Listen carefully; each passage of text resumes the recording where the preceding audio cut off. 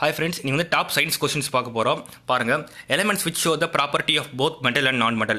So metal and non-metal ரெண்டு ப்ராப்பர்ட்டியை காட்டுறது வந்து பார்த்தீங்கன்னா மெட்டலாய்ட்ஸ். மெட்டலாய்ட்ஸ்க்கு எக்ஸாம்பிள்னு சொல்லணும் பார்த்தீங்கன்னா சிலிகான், ஜெர்மேனியம். ஸோ இதெல்லாம் வந்து மெட்டலாய்ட்ஸ். ஓகேவா? Then important SI unit. SI யூனிட்லேயே 4 இம்பார்ட்டன்ட் என்னென்னு பார்த்தீங்கன்னா பவர் ஆஃப் லென்ஸ், டயாப்டர் அதுக்கு யூனிட், தென் ப்ரெஷர் வந்து பாஸ்கல், கெப்பாசிட்டன்ஸுக்கு வந்து ஃபேரட், ஃப்ரீக்வன்சிக்கு ஹெர்ட்ஸ். ஸோ ஞாபகம் வச்சுக்கோங்க. Then by which device alternating current is converted into direct current, rectifier. So ஏசிலேருந்து டிசியாக மாற்றுறது வந்து ரெக்டிஃபயர். அதே மாதிரி டிசிலேருந்து ஏசியாக மாற்றணும்னு கேட்டாங்கன்னா இன்வெர்ட்டர். ஸோ ரெக்டிஃபயருக்கு ஆப்போசிட் இன்வெர்ட்டர். சரிங்களா? ஏசிலேருந்து டிசியாக மாற்றணும்னா ரெக்டிஃபயர் யூஸ் பண்ணணும், டிசிலேருந்து ஏசியாக மாற்றணும்னா இன்வெர்ட்டர் யூஸ் பண்ணணும். ஓகேவா? Then which is known called as dry ice அப்படின்னு கேட்பாங்க. Solid carbon dioxide. Then kinetic energy depends upon mass and velocity. So அது வந்து ஞாபகம், இது வந்து ரொம்ப கேட்டுனே இருப்பாங்க. Potential energy, kinetic energy. So அப்படின்னா யாருமே தெரியும், பட் ஏன்னா அடிக்கடி மறந்து போயிடுங்க. நான் ஒரு எக்ஸாம்பிள் சொல்கிறேன். ஒரு பலூன் இருக்குது. ஒரு பலூன் வந்து நீங்கள் ஊதுறீங்க. சரிங்களா? நம்ம வந்து வாயில் வந்து ஏர் விட்டு ஊதுறோம். ஸோ பலூன் வந்து பெருசாகுது. பலூன் வந்து பெருசானவுடனே பலூன் எந்த பொசிஷனில் இருக்கோ அந்த மாதிரி அது வந்து பெருசாகும், ஃபார்ம் ஆகும். சப்போஸ் பார்த்தீங்கன்னா ஒரு ஹார்ட்டின் மாதிரி இருக்குன்னு வச்சுக்கோங்களேன் பலூன். ஸோ அந்த பலூன் வந்து என்ன ஷேப்பில் வரும், என்ன பொசிஷனில் வரும், ஹார்ட்டின் ஷேப்பில் அந்த பொசிஷனை அது வந்து வச்சுக்கோ. ஸோ நம்ம வந்து ஒரு காற்று ஊதுறோம், அது வந்து பலூனில் போய் ஸ்டோர் ஆகி வச்சிருக்குது. ஸ்டோர் ஆகி இருந்து ஒரு ஹார்ட் ஷேப் கொண்டு வந்தது. ஸோ ஸ்டோர்டு எனர்ஜி இருக்குது பலூனில். நம்ம பலூன் ஊதுறது வந்து பொட்டன்ஷியல் எனர்ஜி. ஸோ வந்து ஸ்டோர்டு எனர்ஜி. சரிங்களா? இதுதான் potential energy. So potential energy எதை டிபெண்ட் பண்ணிருக்குன்னா பொசிஷன் வச்சு. ஓகேவா? இப்போ பலூன் ஹார்ட் ஷேப்பில் இருக்குன்னா அது வந்து ஹார்ட் மாதிரி வந்துடும். சப்போஸ் ஒரு ஸ்மைலி ஒரு பொம்மை ஷேப்பில் இருக்குன்னா அந்த மாதிரி வரும். ஒரு டெடி பேர் ஷேப்பில் ஒரு பலூன் இருக்குன்னா அந்த மாதிரி ஒரு ஷேப் வரும். ஸோ டிபெண்ட்ஸ் அப்பான் பொசிஷன், ஷேப்னு சொல்லுவாங்க பொட்டன்ஷியல் எனர்ஜி. இது வந்து ஸ்டோர்டு எனர்ஜி. ஏன்னா நம்ம பலூன் வந்து ஊதுறோம், அந்த ஏர் வந்து பலூன் உள்ள ஸ்டோர் ஆகி இருக்கு. ஓகேவா? ஸோ பொட்டன்ஷியல் எனர்ஜிக்கு இது ஒரு எக்ஸாம்பிள். கைனடிக் எனர்ஜினா it depends upon mass and volume. So வந்து பார்த்துருப்போம், மாஸ் அண்ட் வெலாசிட்டி எல்லாமே ஒன்று தான். ஸோ ஆஃப் mv ஸ்கொயர் அப்படின்னு சொல்லுவோம் கைனடிக் எனர்ஜிக்கு. இப்போ நம்ம அந்த ஊதின பலூனை ரப்பர் பேண்ட் போட்டு டைட் பண்ணி கட்டி வச்சிருப்போம். அந்த ரப்பர் பேண்ட் எடுத்தோடனே ஒரு செம்ம ஸ்பீடில் காற்று வெளியேறும். ஸோ அது வெலாசிட்டி. ஸோ டிபெண்ட்ஸ் அப்பான் அந்த பலூனுக்கோ ஒரு ஸ்லைட் அமௌண்ட் ஆஃப் வெயிட் இருக்கும். ஸோ மாஸ் இருக்கும். ஸோ அந்த பலூனை நம்ம ஊதுறது ஸ்டோர் எனர்ஜி, பொட்டன்ஷியல் எனர்ஜி. அதுதான் அந்த பலூனை வந்து அந்த ரப்பர் பேண்டை எடுத்துட்டு காற்றை ரிலீஸ் பண்ணால் செம்ம ஸ்பீடில் காற்று வெளியே போவோம். ஸோ அதில் அங்கே வந்து மாச வெலாசிட்டியாக இருக்குது. அதுதான் கைனடிக் எனர்ஜி. பலூன் ஊதினா பொட்டன்ஷியல் எனர்ஜி, அந்த காற்றை ரிலீஸ் பண்ணிட்டா வந்து கைனடிக் எனர்ஜி. ஞாபகம் வச்சுக்கோங்க. இதுதான் ஸோ முக்கியமான விஷயம். Then upward force acting on a floating body, buoyancy. So வந்து இப்போ ஷிப்பு வந்து கடலில் போகுது.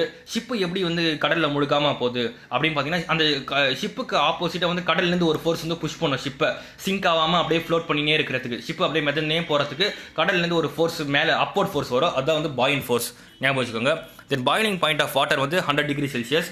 அதே கெல்வினில் கேட்டாங்கன்னா +273 பண்ணணும், 373 kelvin. Law of inertia is also known as Newton's first law. So Newton's first law தெரியும். நம்ம அனாவசியமாக ஒரு பொருளை வந்து ஒரு புல் பண்ணாமல் புஷ் பண்ணாமல் அந்த பொருள் வந்து நகராது. அதே தான் இனர்ஷியாவோ. இனர்ஷியா டெஃபினேஷன் பார்த்தீங்கன்னா it is inability to change its position unless an external force is applied. ஓகேவா? இனர்ஷியாவோ அப்படி தான். நம்ம அந்த ஒரு ஆப்ஜெக்ட் மேலே எந்தோட ஃபோர்ஸை அப்ளை பண்ணலன்னா அது வந்து நகராது. It remains rest. ஓகேவா?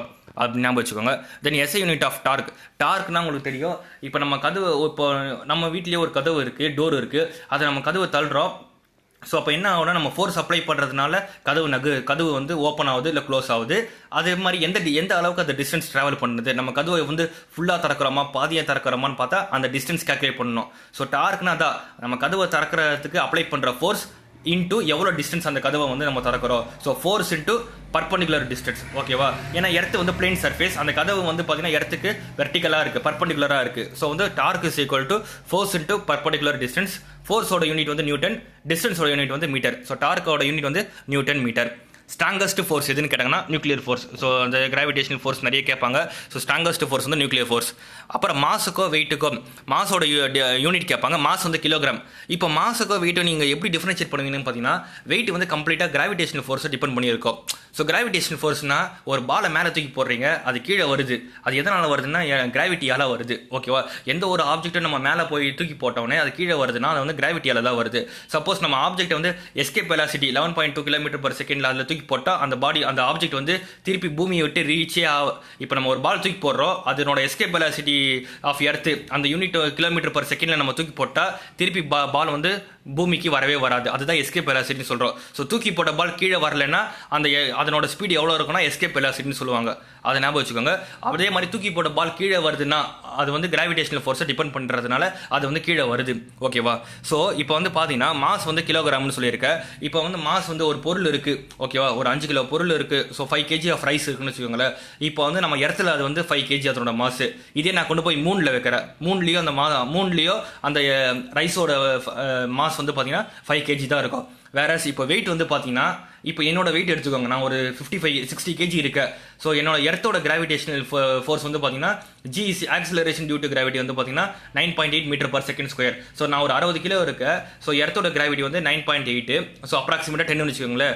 ஸோ என்னோட வெயிட் வந்து பார்த்தீங்கன்னா 600 நியூட்டன் வரும். ஏன்னா என்னோட பாடியோட வெயிட் வந்து 60 kg, கிராவிட்டி வந்து நான் அப்ராக்சிமேட்டாக 10 வச்சுக்கேன். ஸோ 60 × 10 600 நியூட்டன் என்னோட வெயிட் வந்து எர்த்தில். வேற மாஸ் மூணில் பார்த்தீங்கன்னா மூணோட கிராவிட்டி வந்து 1.6. ஓகேவா? மூணோட இப்போ இடத்துக்கு எப்படி 9.8 m/s², மூணோட கிராவிட்டி வந்து 1.6 m/s². இப்போ நான் வந்து மூணில் போய் நிற்கிறேன். என்னோட வெயிட் இங்கே இடத்துல வந்து 60 kg, மூணுலேயே வந்து என்னோட 60 kg.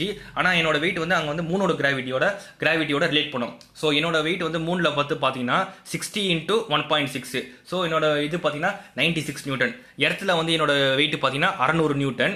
இதே நான் மூணுக்கு போயிட்டேன்னா 96 நியூட்டன் தான் இருப்பேன் நான். ஓகேவா? அப்படி தான் ரிலேட் பண்ணணும். ஸோ என்ன சொல்கிறேன்னா மாஸ் வந்து எந்த இடத்துல போனாலும் கான்ஸ்டன்ட் தான்.